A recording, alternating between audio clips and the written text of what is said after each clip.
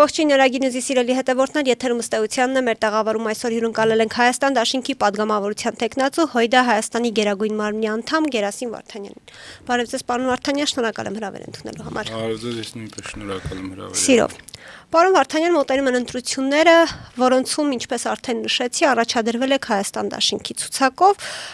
Դուք այս տարիների ընթացքում անընդհատ պայքարի մեջ եք եղել, ակտիվ գործունեություն եք ծավալել, ձերբակալվել եք։ Ինչու եք այս հորիզոնականում 19-րդն եք ցուցակում, եթե չեմ սխալվում, երբ ձեզնից առաջ կան մարդիկ, որոնց կամ հանրությունը ծանոթ չէ, կամ այլ ուժերից են առհասարակ։ Ուրեմն ընդհանրապես ցուցակում լինելու հորիզոնականում որևէ տեղում լինելու կամ չլինելու հարց ընդհանրապես ինձ հետաքրքիր չի եղել եւ դա որոշում է Հայաստանի Գերագույն մարմինը հավաքական ընդհանրապես ես նման քննարկումներ կամ հետաքրքրություններ չունեմ մեր համար հեսա մանդատի կռիվ չէ կամ ցուցակում որևէ հորիզոնականում լինել չլինելու կռիվ չէ այլ այս իշխանություններից ձերբազատվելու եւ երկիրը այս վիճակից դուրս բերելու կռիվ է եթե չեք մոռացել ես նույնիսկ անցած գումարման ազգային ժողովում էլ մանդատից հրաժարվել եմ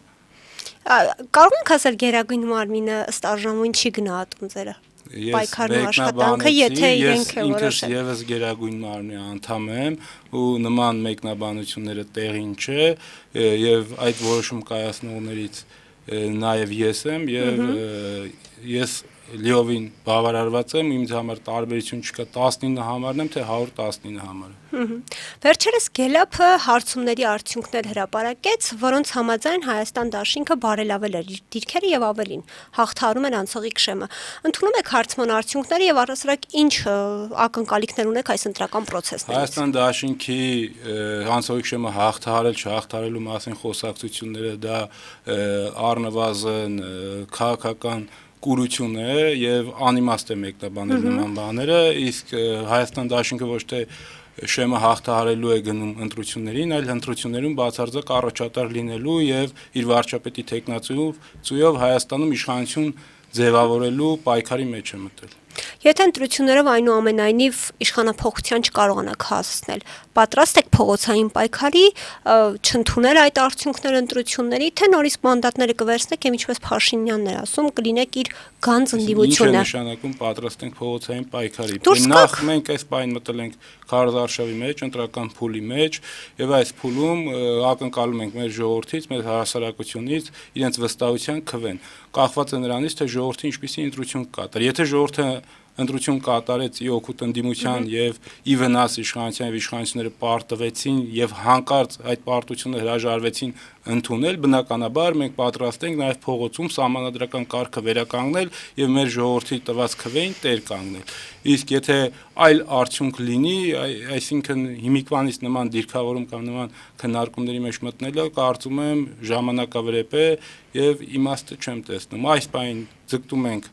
համոզել, բացատրել, խնդրել մեր ժողովրդից իրենց վստահության քվան, որպեսզի այդ քվեն այնպեսի ցուցանիշի հասնի, որ մենք կարողանանք հաղթել այսօրվա գործող իշխանություններին։ Բայց ամեն դեպքում անհնարին սցենար չի, որ Նիկոլ Փաշինյանը կկարողանա նորից վերարտադրվել։ Այդ դեպքում դուք ինչ եք անելու որպես ընդդիմություն։ Կարծում եմ քաղաքականության մեջ անհնար բառը տեղին չի օգտագործել, ամեն ինչ էլ հնարավոր է, բայց չենք բացառում որևէ սցենար, ես նորից ասացի, եթե ժողովուրդը մեզ իր վստահության քվեն տվեց, մենք պատրաստ ենք այդ քվեին տեր կանգնել ցանկացած իրավիճակում, ցանկացած ձևով։ Իսկ փողոցում պայքար այս իշխանությունների դեմ եղել է նախընթաց շրջանում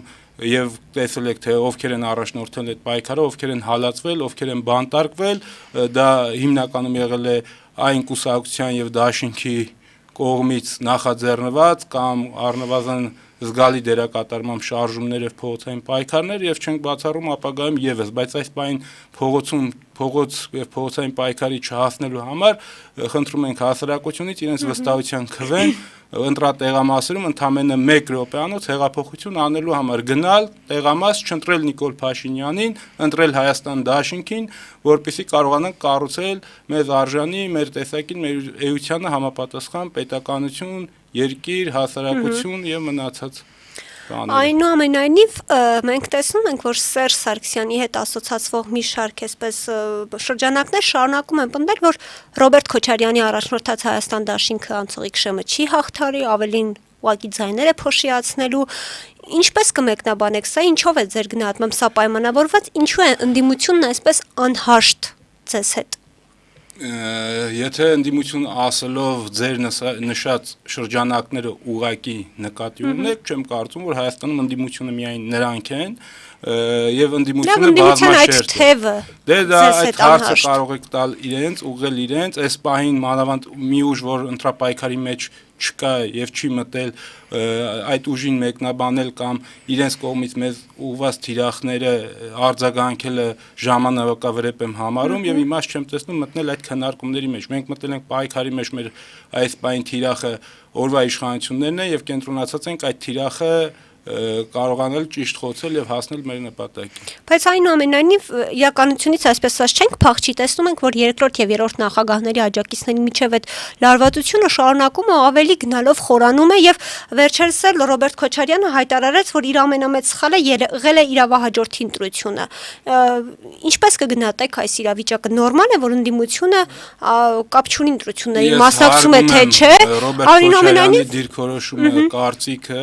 եւ նա իր տեսակետն ու դիրքորոշումը հայտնել է, բնականաբար իր տեսակետն ու դիրքորոշումը իր եղած ունեցած վերլուծությունների գնահատականների հիման վրա են։ Դրանից ավել այս բան ավելի բան մեկնաբանելու կարծում եմ իմաստը չեմ տեսնում։ Բայց ինչու ընդդիմությունն ավելի շատ իրար դեմ պայքարում, քան Փաշինյանի, քան իշխանության։ Ընդդիմություն ասելով, եթե ինչ որ առանձին ճյուղ ընդդիմության նկատի ունեք, պետք չէ ամբողջացնել։ Առնվազն մեր կողմից ինչ որ մեկի դեմ պայքար կամ պայքարելուց ընդդիմադիր որևէ թևի նկատմամբ չեք նկատել եւ չեք տեսել, հիմա էլ ձեր ուղղած հարցերից ես կարող եմ ինձ այդ շռայլությունը թույլ տալ նույնակերպ ու նույնաբովանդակ պատասխաններ կամ մեկնաբանություններ տալ բոլոր նրանց, ովքեր որ մեզ որևէ կերպ թիրախավորում են, բայց կարծում եմ նկատում եք, որ ես խուսափում եմ դրանից, որովհետև նորից եմ ասում, մեր թիրախը այսօրվա իշխանություններն են։ Մենք ընդդիմադիր դաշտում թիրախներ չունենք։ Իսկ թե ովքեր իրենց ինչ դրսևորումներ կամ ինչ կեցվածք կարող են ցուցաբերել այս ընթացքում, հավատացնում եմ ձեզ կգա ժամանակը ոչինչ չի մոռացվում, ոչինչ էլ անպատասխան չի մնալու։ Ուղղակի պետք է ամեն ինչ ճիշտ ժամանակին, ճիշտ տեղում անել։ Նիկոլ Փաշինյանը ընդդիմությանը հաճախ անվանում է եռագլուխ պատերազմի կուսակցություն եւ ասում է, որ եթե ընդդիմությունը հաղթեց, պատերազմ է լինելու։ Նախ ինչպես եք նրա այս ձևակերպմանը վերաբերվում, ինչու է Փաշինյանը պնդում այն ղեկավարը, որի օրոք մենք ունեցել ենք մի քանի պատերազմ, ունեցել ենք մի քանի այսպես հարձակումներ, այդքան կորուստ, այդքան զոհեր, ինչու է ընդդիմությանը անվանում պատերազմի եռագլուխ կուսակցություն։ Տեսեք, հայ ժողովրդին մեր պետականություններից մեկը կործանած, առնվազն մի քանի պատերազմ վերած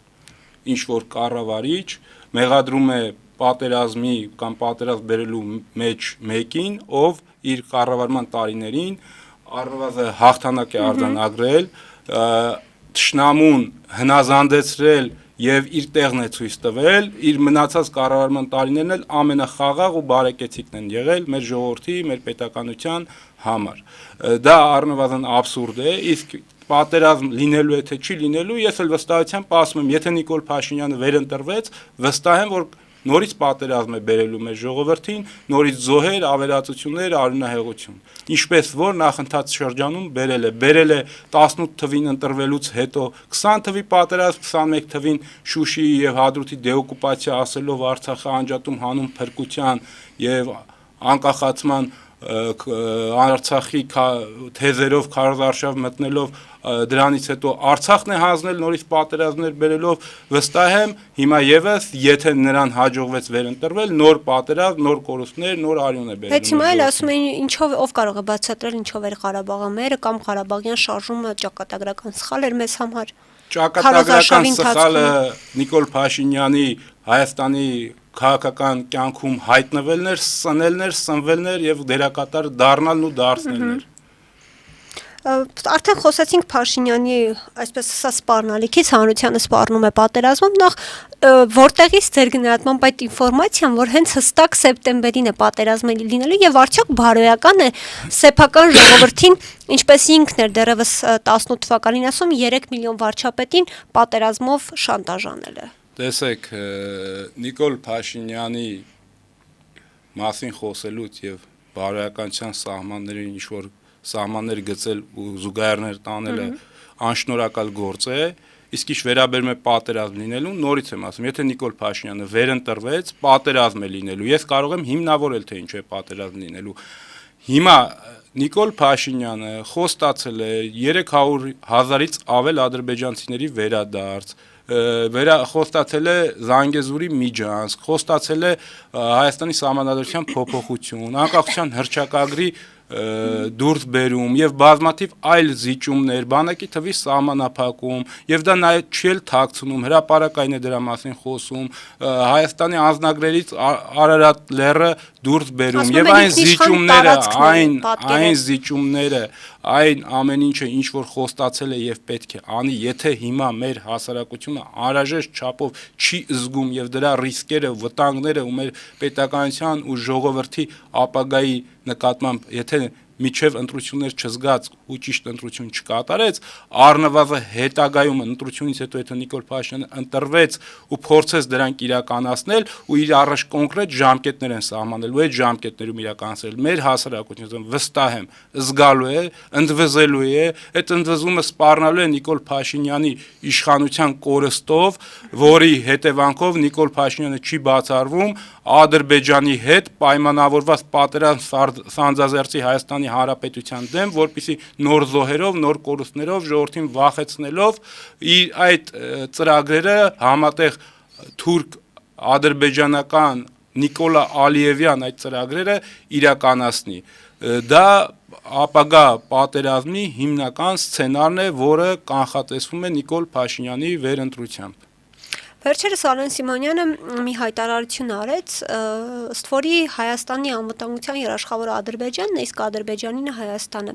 Ինչ վտանգներ եւ ինչ հետևանքներ է ձեր գնահատմամբ այս հայտարարությունն իր մեջ պարունակում։ Կարող է Ադրբեջանը լինել Հայաստանի անվտանգության երաշխավոր։ Դուրս եկեք փողոց ցանկացած խելամիտ, բանիմաց կամ որևէ պատկերացում ունեցող մարդու հարց տվեք։ Կարող է քո թշնամին քո անվտանգությունը երաշխավորել։ Կարող է մարդ, ով որ քո տունն ուզում է քեզանից խլել, քո անվտանգությունն ապահովել։ Կարող է մարդ, ով քո ընտանիքի, քո կենցաղի, քո ունեցվածքի վրա աչք ունի եւ անընդհատ դրա մասին խոսում է, որ դա պետք է քեզանից խլի ու քո անվտանգությունը երաշխավորել։ Ուղղակի քաղաքական անմեղսունակության մակարդակի մտածելակերպ եւ հայտարարություններ։ Տեսանք, որ Հայաստանի իշխանությունը Թուրքիայի իշխանություններից ավելի արագ եւ օպերատիվ արձագանքեցին, դատապարտեցին ջահերով երթի օրը Թուրքիայի դրոշի այրումը, դա որակելով ամոթ դատապարտելի քայլ։ Ինչու Թուրքիայի դրոշի այրումը այդքան ցավեցրեց մեր իշխանականներին, այն դեպքում, երբ որ նույն իշխանականները չդատապարտեցին, ոչ մի խոսք չասացին Ադրբեջանին Արցախում եկեղեցիների ոչնչացման մասով։ Դե դուք ձեր հարցով առնվազն ձեր հարցին պատասխանում եք։ Ինչու, երբ որ հայկական մշակութային արժեքներ, հայկական եկեղեցիներ, հայկականությունը ոչնչացվում է եւ ոչ մի ծպտուն չկա այստեղ, իսկ ինչ որ մի պետության դրոշի այրումը նման անհանգստություն եւ ագրեսիա է առաջացնում։ Մենք Թուրքիայի եւ Ադրբեջանի դրոշը այրել ենք, այրում ենք եւ այրելու ենք, որովհետեւ նրանք այս տարի Ադրբեջանի դրոշը տարբեր շրջանակներ ձեզ մեղադրում են ինչու Թուրքիային այրեցին Ադրբեջանին։ Մենք դրա մեկնաբանեցինք եւ նորից անընդհատ դրա մասին դա Դաշնակցության երիտասարդական եւ ուսանողական միությունների կազմակերպած ջահերով երթն է, ամեն տարի ըստ իրենց որոշման եւ իրենց ցանկության նման ձևը եւ մնացած ֆորմատը իրենք են կազմակերպում։ Ադրբեջանի դրոշը չի այրվել, բայց Արցախի դրոշն ու Արցախի պաստառն է փակցվել եւ բազմաթիվ այլ հայտարարություններ են արվել, որը պակաս չէ Ադրբեջանի դրոշը այրելուց։ Նորից եմ ասում, այդ դրոշները այրվել են, այրվում են եւ այրվելու են, որովհետեւ նրանք այրել են մեր հայրենիքը, այրել են մեր տները, այրել են մեր սրտերը, այրել են մեր նախնիներին, քանի դեռ դրա համար չեն հատուցել, պատասխան չեն տվել, չեն զղջացել, մենք անընդհատ այրելու ենք, ով ինչ ուզում է անի, առնվազն Դաշնակցությունը, քանի դեռ իրեն բավարարված չի զգում, գնալու է այդ ճանապարհով, դա քաղաքական ժեստ է, քաղաքական քայլ է, իսկ եթե մարդիկ կան դրանից ավելի են նեղսրտվում, քան հայկական եկեղեցիների ոչնչացումից, դրանց հայկականության ու հայության հետ ասոցացնելը շատ բարդ գործ է։ Արդեն ձեր խոսքում անդրադարձակ անկախության հռչակագրի սահմանադրությունից հանելուն եւ այո Փաշինյանը մի քանի անգամ չէ որ հայտարարել է որ նոր սահմանադրությունում անկախության հռչակագրին հղում չի արվելու ավելին պնդում է որ դա ոչ թե անկախության այլ կոնֆլիկտի հռչակագիր է ինչպես կմեկնաբանեք նրա այս հայտարարությունը Հիմարությունը Նիկոլ Փաշինյանի մտքերը մեկնաբանելը ասենք առնվազն մեծ չգիտեմ հոգեբանական գիտելիքներ է պետք, հոգեբանական մասնագիտական գիտելիքներ է պետք, որ կարողանաս մտնես այդ մարդու մտքերի արտահայտությունների խորքը, որպեսզի վերլուծես եւ մեկնաբանես, հասկանաս թե ինչից ելնելով մարդը կարող է այդ աստիճանի կամ այդ մակարդակի տատանումներ ունենալ մտքի, գործի, խոսքի եւ գործողությունների Վերջերս Երևանում անցկացվեց Եվրոպական քաղաքական համայնքի գագաթաժողովը 57 երկրների ղեկավարներ էին այստեղ եւ Ֆրանսիայի նախագահ Էմանուել Մակրոնը նույնիսկ մի հայտարարություն արեց, որ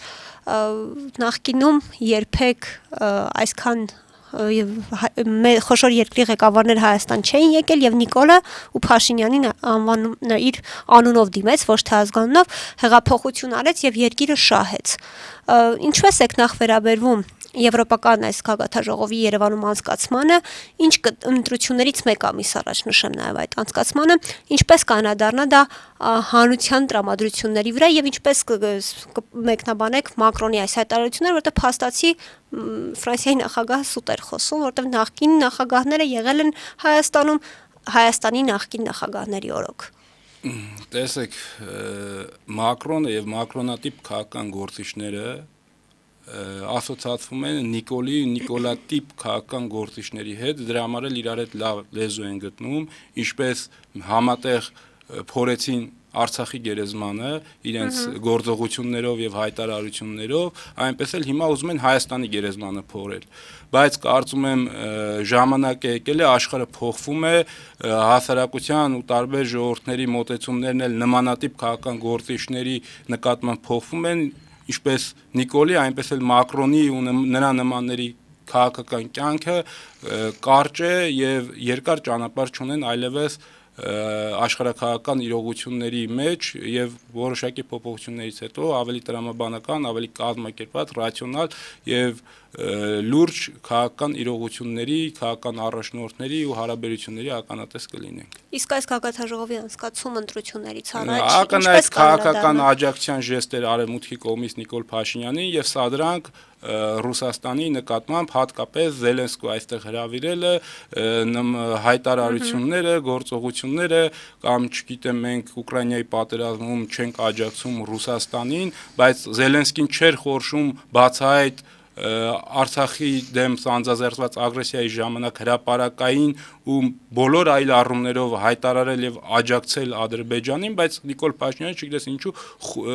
ոչ միայն գոնե եթե կարող է լռել, եթե ինչ-որ մի բան չի ուզում ասել, գոնե կարելի է լռել, ոչ թե խոսել ու հիմարություն խոսել։ Ինչ է նշանակում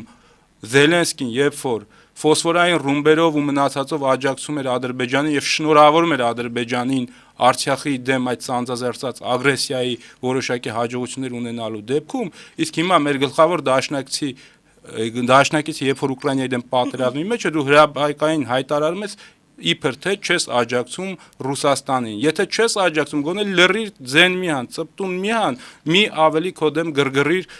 քո դաշնակցին, մի ավելի քո դեմ գրգռիր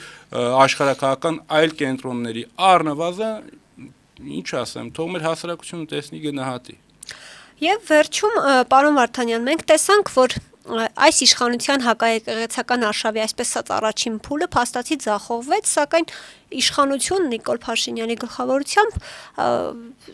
ձեռք չի քաշել, այսպես ասած եկեղեցուց, ավելին ԿՊ նախընտրական ծրագրում ներառել են հարց մինչև 2031 թվականը վեհապարին հեռացնելու մասով։ Ինչ կկատարվի, ինչ տեղի կունենա եկեղեցու առհասարակ Հայաստանի հետ, եթե Փաշինյանին նորից հաջողվի վերընտրվել։ Ինչպես պիտի պայքարի եկեղեցու դեմ, ինչպես կհեռացնի վեհապարին, որտեղ մենք տեսանք փաստացի նրա գրոհի փորձը նույնիսկ ձախողվեց։ Ինչ կարող է անել Փաշինյանը իր այս ծրագրերը կյանքի կոչելու համար։ Իսկ ասացինք Նիկոլ Փաշինյանի վերընտրությունը սպառնում է պատերազմով, արյունով, պառակտմամբ, կապիտուլյացիայով եւ պետականության աստիճանական կորստով։ եւ այս ամբողջ համատեքստում բացառել, որ եկեղեցու դեմ նույնպես սանձազերծվելու են նոր բռնություններ եւ նոր ալիք է սկսելու, բնականաբար չի կարելի։ Եվ դա ամբողջական է հայ ազգային ինքնության, հայկական արժեքների, Հայաստանի ազգային պետության ու ժողովրդի հիմնական հենասյուների դեմ պայքարը նոր թափ բնական է կստանա, բայց բնականաբար նաեւ այդ պայքարի դեմ կազմակերպած դիմադրություն է լինելու, թե ով կհաղթի։ Վստահ եմ, ով որ դիմանա, չհանձնվի, ով միջև վերջ չհանձնվի, նա էլ հաղթելու է այս պայքարում։ Շնորհակալ եմ հարցազրույցի համար։ Շնորհակալ եմ։ Իմ հյուրներ Հայաստան դաշինքի падգամավորության տեխնացու Հույդա Հայաստանի Գերագույն մարմնի անդամ Գերասիմ Վարդանյանը։ Կհանդիպենք։